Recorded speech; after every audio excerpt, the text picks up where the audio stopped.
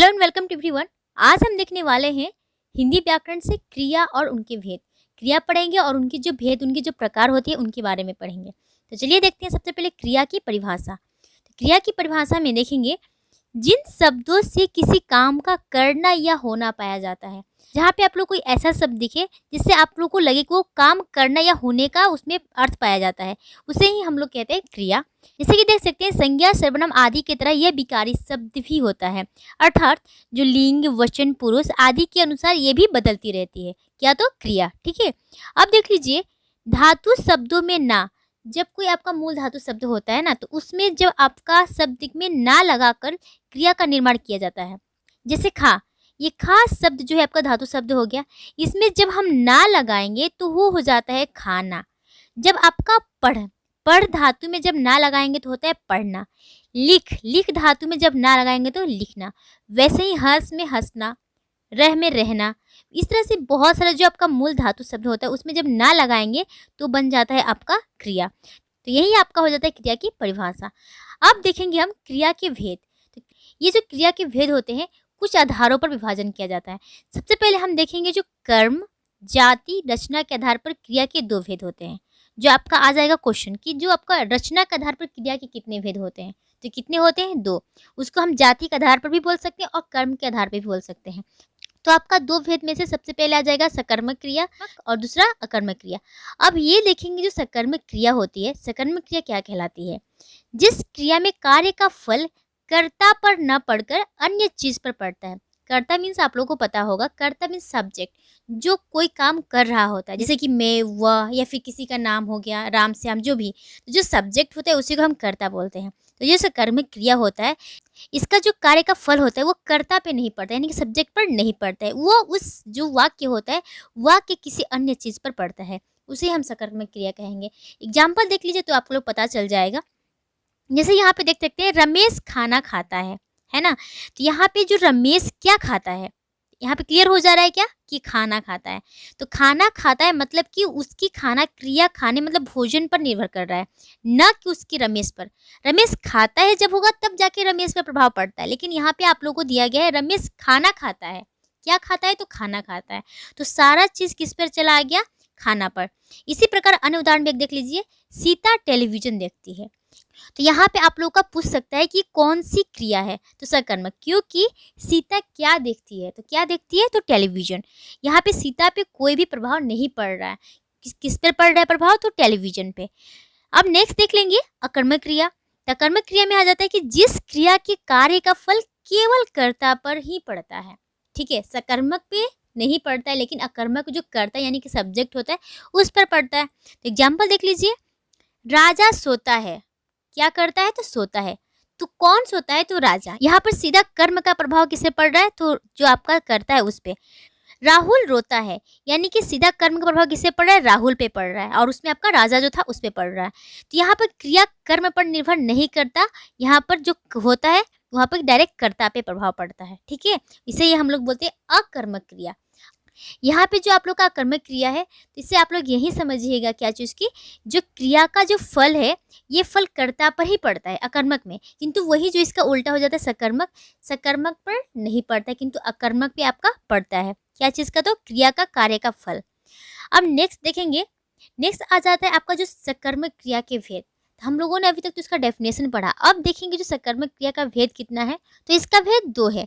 पहला आपका आता है एक कर्मक और दूसरा आता है द्विकर्मक। सकर्मक की विधि में ही है ना, इसका जो प्रभाव होता है क्रिया का फल जो होता है कर्ता पे नहीं पड़ता है। हम लोगों ने यही पढ़ा था ना। तो इसमें आप लोग को जो दो प्रकार आ जाता है, एक कर्मक और द्विकर्मक। सबसे पहले देख लेते हैं एक कर्मक क्या होता है। तो एक कर्मक जैसे ही आप लोग को पता चल रहा है नाम से ही ना कि इसमें एक ही कर्म होगा, और जो द्विकर्मक है यहाँ पे पता चल रहा है कि एक से अधिक कर्म होगा। तो एग्जाम्पल देख लीजिए कि राधा गाना गाती है ना। तो राधा गाना गाती है, तो यहाँ पे एक ही कर्म हो रहा है। क्या चीज़? तो गाना गा रही है, यहाँ पे और कुछ नहीं करी, ओनली गा रही है, गाना। वहीं दूसरी तरफ जो द्विकर्मक है, इसका एग्जाम्पल देख लीजिए, रमेश को बैट से मारता है। रमेश को जो बैट से मारता है, तो यहाँ पे एक बैट आ गया है ना। तो ये जो बैट एक कर्म हो गया आपका, बैट से मारना जो हो रहा है वो तो कर्म हो गया, किंतु जो कि निर्जीव है।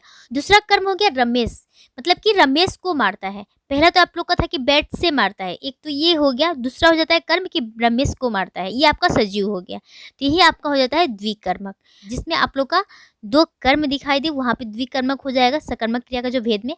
और जिसमें आपका एक कर्म होगा वो आपका एक कर्मक क्रिया होगा सकर्मक क्रिया का भेद का पहला। अब नेक्स्ट देखेंगे बनावट एवं संरचना के आधार पर क्रिया के भेद। ये आप लोग का बहुत ज़्यादा इंपॉर्टेंट हो जाता है। एग्जाम में आप लोग का ऐसे पूछ देगा ना कि जो रचना के आधार पर कितने भागों में बांटा गया है क्रिया को, या फिर संरचना और बनावट के आधार पर। वैसे हम लोगों ने पढ़ा था ना कि जो जाति कर्म और रचना के आधार पर क्रिया को दो भागों में बांटा गया था, अकर्मक और सकर्मक। ठीक वैसे ही आपका एक बनावट एक संरचना के आधार पर। तो ये अब जो आपका बनावट संरचना के आधार पर क्रिया को चार भागों में बांटा गया है। तो पहला आप देख लीजिए प्रेरणार्थक क्रिया, ये भी इंपॉर्टेंट है। बनावट और संरचना का पहला जो इंपॉर्टेंट हो जाता है आपका प्रेरणार्थक। दूसरा हो जाता है संयुक्त क्रिया। तीसरा हो जाता है नाम धातु एंड फोर्थ हो जाता है आपका कृदंत क्रिया। ये आपकी कुल चार बनावट एंड संरचना के आधार पर क्रिया का भेद है। अब देखेंगे वन बाय वन करके इन क्रियाओं के बारे में। तो सबसे पहले देखेंगे प्रेरणार्थक क्रिया के बारे में। तो प्रेरणार्थक क्रिया किसे कहते हैं?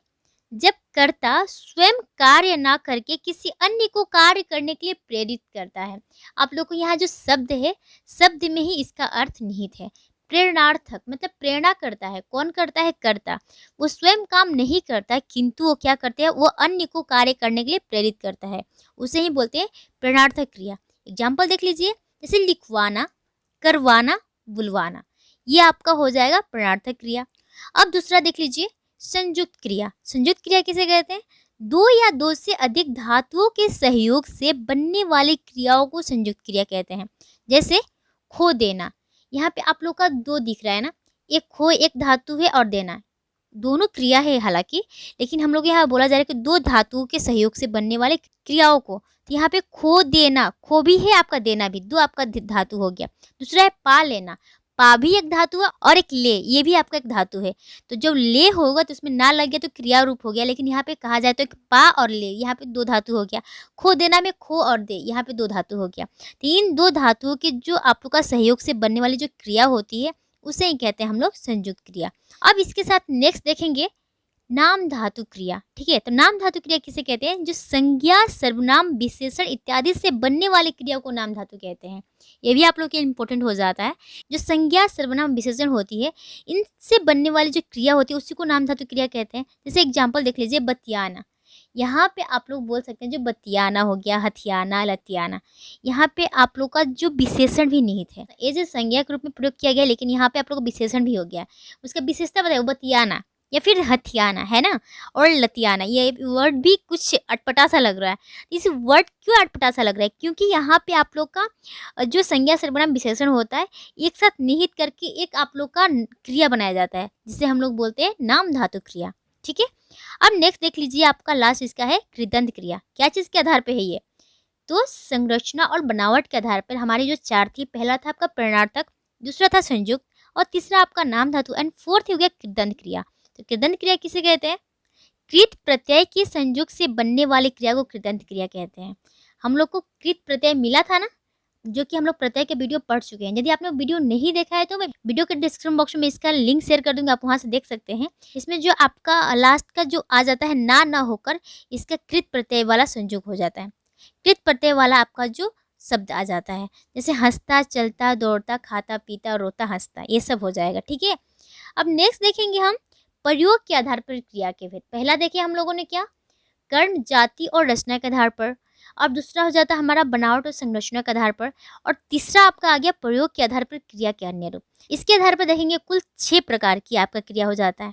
पहला आपका सहायक क्रिया, दूसरा आपका पूर्वकालिक क्रिया, तीसरा आ जाता है सजातीय क्रिया, एंड फोर्थ द्विकर्मक क्रिया, फिफ्थ में विधि क्रिया, एंड सिक्स्थ में अपूर्ण क्रिया। और ये अपूर्ण क्रिया का भी दो भागों में बांटा गया है, क्या? अपूर्ण अकर्मक और अपूर्ण सकर्मक। ठीक है, तो अब देखेंगे इसका भी वन बाय वन करके कि सहायक क्रिया क्या होता है, जो कि ये प्रयोग के आधार पे बांटा गया, इतना याद रखिएगा। तो सबसे पहले देखेंगे इसका मुख्य क्रिया की सहायता करने वाली क्रिया को सहायक क्रिया कहते हैं। जो आपका मुख्य क्रिया होती है ना, उसका जो सहायता करता है, जैसे कि इसका एग्जाम्पल देख लीजिए, उसने बाघ को मार डाला।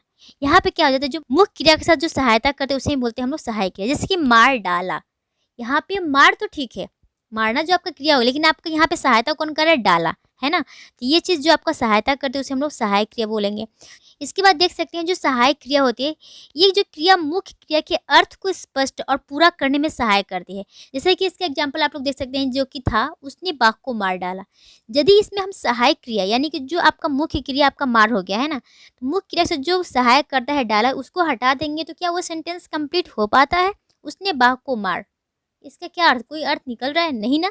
इसलिए कहा गया है कि उसके मुख्य क्रिया का जो अर्थ को स्पष्ट और पूरा करने में सहायक होती है। कौन? तो ये सहायक क्रिया। कभी एक और कभी एक से अधिक क्रियाएं सहायक बनकर आती है। इनमें हेर फेर से क्रिया का काल परिवर्तन हो जाता है। जैसे कि वह आता है, तुम गए थे, तुम सोए हुए थे। ठीक है, यहाँ पे जैसे कि आप लोग बोल देख सकते हैं, सोए हुए थे आपका जो हो गया, हम देख रहे थे, ये सब जो हो गया, ये सब आपका हो गया सहायक क्रिया। जिसमें इनमें आना जाना सोना देखना मुख्य, ये तो मुख्य क्रिया हो जाता है क्योंकि इन वाक्यों में भी क्रियाओं का अर्थ प्रधान है। शेष क्रिया में देख सकते हैं है, हुए थे, रहे थे, यही आपका हो जाता है सहायक क्रिया। ये मुख्य क्रिया के अर्थ को स्पष्ट करने में पूरा कर सकती है। कभी हम लोग कोई सेंटेंस बोलेंगे ना, वह आता है, तो है तो उसका एक निकल रही एट द प्रेजेंट में है, ये वर्तमान में है। वह आता था, तो वहाँ पे था जो सहायक है उससे उसका अलग अर्थ निकाल रहा है। क्या चीज़? कि वो पास्ट यानी कि भूतकाल का वो चीज़ सिचुएशन को दर्शा रहा है। ये आपका हो जाता है सहायक क्रिया। इतना आपका मुख्य क्रिया का रूप को और उसका पूरा करने में सहायक करता है। अब नेक्स्ट देखेंगे आपका 2 नंबर पूर्वकालिक क्रिया। तो पूर्वकालिक क्रिया किसे कहते हैं? जब कर्ता एक क्रिया को समाप्त करके तत्काल किसी दूसरी क्रिया को आरंभ करता है। जैसे ही एक क्रिया को समाप्त करता है ठीक वैसे ही दूसरी क्रिया को भी आरंभ कर देता है, तब पहली क्रिया को हम लोग पूर्वकालिक क्रिया कहते हैं। एग्जाम्पल देख लीजिए, वह गाकर सो गया। अब देखिए गाकर, ये जो गाकर वर्ड है, जैसे ही गाना तो एक ये क्रिया हो गया ना, तो गाने के साथ दूसरा और एक क्रिया आरंभ कर दिया, सो गया, उसके साथ ही सो गया। यहाँ पे 2 आपका आ जाता है क्रिया। तो जो पहला आपका होगा गाकर, यही आपका पूर्वकालिक क्रिया हो जाएगा। जैसे मैं खाकर खेलने लगा, तो खाकर ये भी खाना जो हो गया, ये भी तो आपका क्रिया हो गया। ठीक वैसे उस फटाफट उस क्रिया को छोड़ के वो दूसरा काम करने लगता है यानी कि खेलने लगता है। तो जो आपका पहला वाला हो जाता है खाकर, ये आपका पूर्वकालिक क्रिया हो जाएगा। ठीक है, अब नेक्स्ट देखेंगे सजातीय क्रिया। सजातीय क्रिया किसे कहते हैं? कुछ अकर्मक और सकर्मक क्रिया। अकर्मक सकर्मक पता है ना।